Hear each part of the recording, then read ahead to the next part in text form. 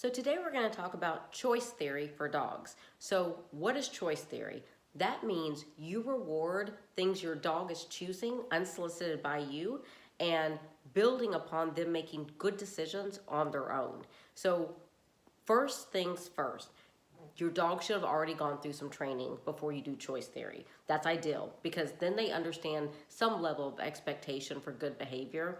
But once your dog has learned basic commands and understands the commands and understands again what's expected of them when you give this communication to them, then you can start doing a little bit of choice theory.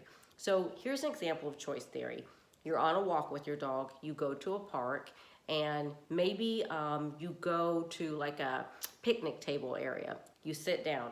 People go by, and every time your dog sits or lays down or looks at you or looks at the thing and looks away, you say good boy. You could even click and treat if you want to, or praise and treat, but certainly praise your dog for every good decision they choose to make. You can also do this when people come over. So say you have guests over and you kind of watch your dog, and every time, unsolicited, again, this can't be, choice theory is not a command being given. This is allowing your dog to make good decisions on their own.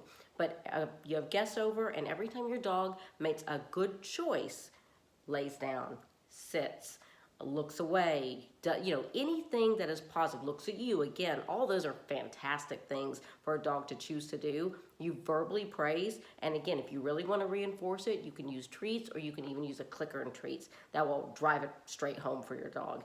But choice theory is a fantastic thing to start to implement, because sometimes we over correct. We just kind of talk too much to our dogs, and we keep them in a hyper-stimulated state. So by doing a little bit of choice theory, that really allows like a calmness, and it gives your dog the space to kind of think out what they want to do and make good decisions. So I hope if your dog has been through some training and really has a good understanding of what's expected of them and the communication and commands you've taught them, I hope you'll start implementing some choice theory into their life. I think that's a beautiful way of getting your dog to, think for themselves and really choose the best option possible. So I hope that helps you. Happy training, happy drinking, and I'll see you next time.